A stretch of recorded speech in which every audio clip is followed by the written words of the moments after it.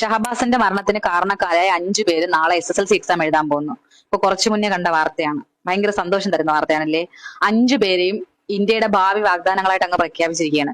ഈ 5 പേരും SSLC എഴുതിയിട്ട് എന്തുണ്ടാക്കാനാണെന്ന് എനിക്ക് അറിഞ്ഞൂടാ.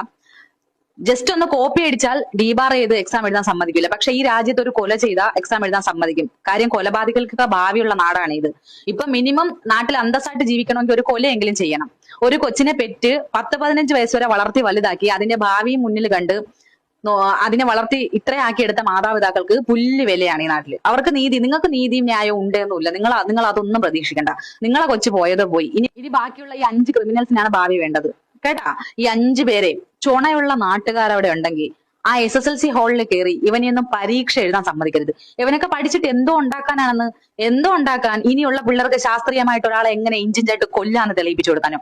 15 വയസ്സിൽ ഒരു കൊച്ചിന്റെ ജീവൻ ഇല്ലാതാക്കാൻ ഇവനൊക്കെ ഇത്രയും ആർജവം എടുക്കുന്നുണ്ടെങ്കിൽ ഇവനെ ഒന്ന് മുന്നോട്ട് വളരാൻ അനുവദിച്ചൂടാ. കടക്കൽ വെച്ച് വെട്ടുക എന്നുള്ളൊരു ഇത് നമ്മൾ കേട്ടിട്ടുണ്ട്. അപ്പൊ ഇതിനെയൊക്കെ ഇനി മുന്നോട്ട് പോയിട്ടും നമുക്ക് ബൃഹത്തായ സംഭാവനകളൊന്നും ഇവനൊന്നും തരാനില്ല. അതോ ഇനി ഇന്ത്യയുടെ ഭാവി മന്ത്രിമാരായിട്ടൊക്കെ വാർത്ത വെച്ചിരിക്കുകയാണോന്നും എനിക്ക് അറിഞ്ഞൂടാ. അതുകൊണ്ടാണല്ലോ SSLC എഴുതാൻ പെർമിഷൻ കൊടുത്തത്. എന്തുവാടേ ഇത്? ഒരു പട്ടി ചത്താവുള്ള വിലയെങ്കിലും ഒരു മനുഷ്യനെ കൊടുറേ. 10-15 വയസ്സുള്ള ഒരു കൊച്ചല്ലേ, നാളെ ഇതേപോലെ SSLC എഴുതാനുള്ള ഒരു കൊച്ചല്ലേ മരിച്ചുപോയത്. ഒരു കാരണവും ഇല്ലാതെ, ഒരു തെറ്റും ചെയ്യാതെ. എത്ര കാലം ജീവിക്കാനുള്ളതായിരുന്നു?